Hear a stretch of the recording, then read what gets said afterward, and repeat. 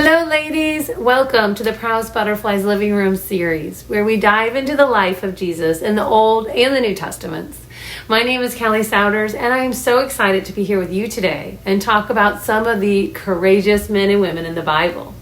Now, in our last video, we discussed the incredible leader of Joshua, who led God's people into the promised land. Today, I want to talk about a courageous woman who played a vital role in that journey, Rahab.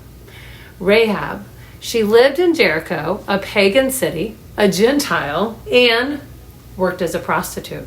She heard the stories of the Israelites being rescued from the Egyptians in miraculous ways and was fearful of what would happen when they came to Jericho. But there was something about their stories that moved her. She desired to know more. This reminds me of my own personal journey. When my family moved to Chesterfield when I was younger, God had a plan for us. We believed in God, but we didn't have a personal relationship with Jesus yet. Then our neighbor, a pastor, and his wife, Steve and Diane, loved them. They poured into us and showed us who Jesus was. My mother had the courage to step out in faith. And because of her, my family and I were transformed. God can change us no matter who we are or what we've done. Now back to Rahab. She protected 2 Israelite spies who had come to scope out the city. She made a brave decision to hide them, even though it meant risking her life. But she was a woman of strategy, just like Esther, who we talked about in another video earlier. Now, Rahab made a deal with the spies. If she protected them, they would protect her and her family. Now, Joshua and the Israelites honored their promise and saved Rahab and her family.